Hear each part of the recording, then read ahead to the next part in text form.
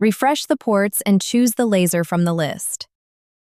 You can view the debug messages on the debug window. Choose your laser from presets.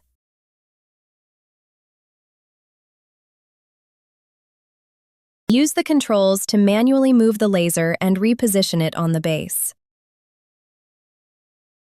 You can choose from different work origins. Choose the one you prefer.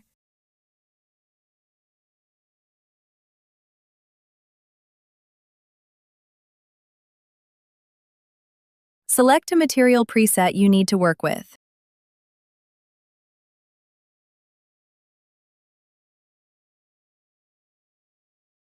You can also override some parameters.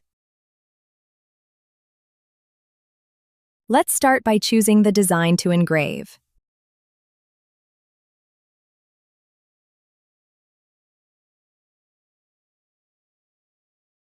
You can choose from several dithering techniques and configure each parameter.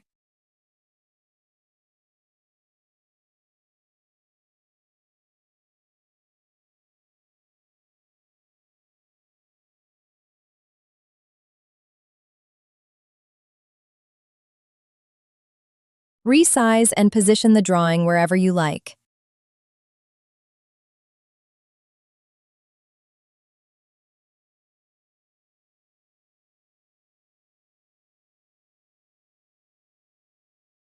For example, in the center of the work surface.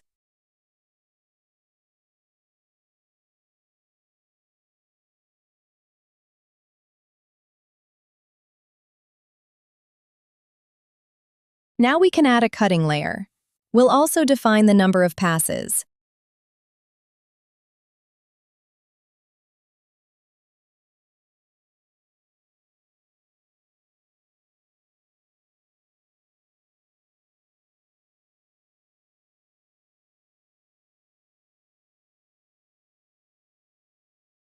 At this point, we check the work area with the appropriate button and then start engraving.